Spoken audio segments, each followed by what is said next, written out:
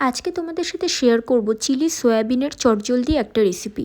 প্রথমেই এখানে সয়াবিনটাকে অল্প সাদা তেল আর লবণ দিয়ে সিদ্ধ হতে বসিয়ে দিলাম। ভালো মতো সিদ্ধ হয়ে গেলে এর মধ্যে লবণ, গোলমরিচের গুঁড়ো, শুকনো লঙ্কার গুঁড়ো আর হলুদ দিয়ে ভালো মতো মিশিয়ে নেব। এইভাবে মিশিয়ে ভাজলে সয়াবিনের একটা বাজে গন্ধ রান্নার মধ্যে হয় না। এক সাইডে একটা বাটির মধ্যে অল্প red chilli sauce, green chilli sauce আর টমেটো সস একসাথে মিশিয়ে আলাদা করে রেখে দেবো। এরপর তেলের মধ্যে ম্যারিনেট করা সয়াবিনটাকে দিয়ে ভালো মতো ভেজে নেব এবং তুলে এক সাইডে রেখে দেবো।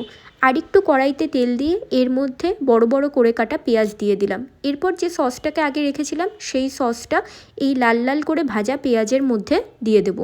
একটু লবণও দিয়ে দিলাম আর একটু শুকনো লঙ্কার গুঁড়োও দিয়ে দিলাম।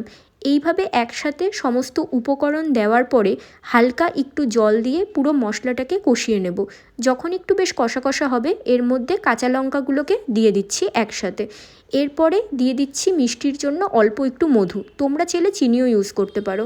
এরপর যখন ঝোলটা ফুটে উঠবে আগের থেকে ভাজা সয়াবিনগুলো এর মধ্যে দিয়ে দেব। তারপরে মিশিয়ে নিলেই বাস রান্না শেষ। এটা ভাতের সাথে, রুটির সাথে বা সাইড ডিশ হিসেবেও খাওয়া যায়।